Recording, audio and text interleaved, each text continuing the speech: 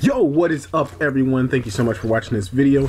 To start things off, we're gonna come up with this new segment that I thought of. Wasn't in the original plan, but we're just gonna, improv with this, and we'll call this Thursday's Theories featuring RWBY. And basically, to begin with, this is just because I have a few of these theories that I'm not sure will ever make it into the RWBY series in general. It's just, once again, my opinions and what I believe can actually happen and the reason why characters act such. So let's just begin. Now, just because I feel like this is the only RWBY character who we didn't get to see family-wise, and because the story I've come up with may be suitable for her character, let's talk about Blake. Now, Blake, of course, is the calm, collective one at times, mainly the most quiet, but as of recently, she has received some character development. Now, this is great because I just thought she was going to be, emo forever. Which isn't necessarily bad, but they kind of follow the same criteria and end up being boring to watch. Now, despite her isolating appearance and attitude, I've grown to Blake as the one who cares the most about the world and how humans and faunuses treat each other, possibly because she has been exposed to it on both sides. But why is she pursuing so hard to end discrimination within the world? It's a very big task in general, so where does she start? Here are my thoughts, and just hear me out. I believe Blake is half faunus and half human. So for the sake of this, let's say that her mother is a faunus and the father is human. There has to be some conflict within the family that will impact Blake on her journey in the future, and I believe that her ancestors / grandparents may be the cause of this. To elaborate, so let's say on the mother's side of the family, it is strictly faunus blood. Her side of the family her side of the family does not believe both races could get along similar to in the past. The very fact that Blake's mother sought love beyond race and fell in love with a human was disgraceful to her family.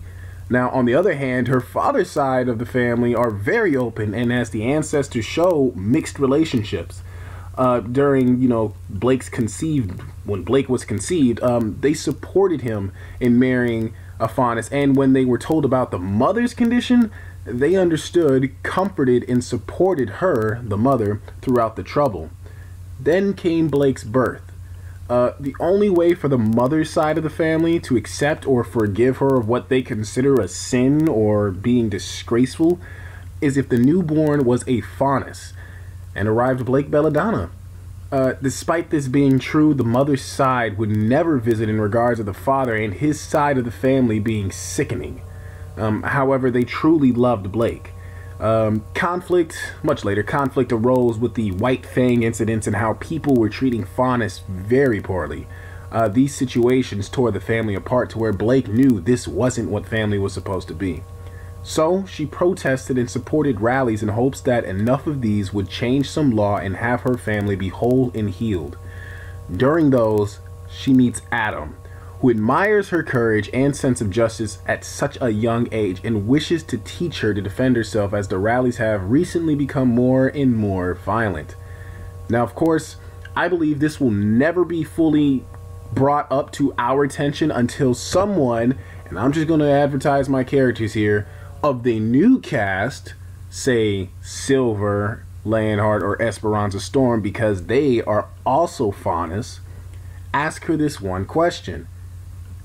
If you were born human, would they still love you? Now, that's pretty much all I have for Blake's past character-wise and how I can see why she's acting the way she is now, and maybe this can actually create something grand in the future. Although, like I've said previously, there's already a story in motion, and I'm pretty sure what we're going to expect in the finale is going to be great. So, this is just, once again, Thursday's Theories, and if you guys like this, by all means, leave a comment, critique me, subscribe, and I'll do my best to come up with some other stuff. Alright, catch you laters, and keep it stylish.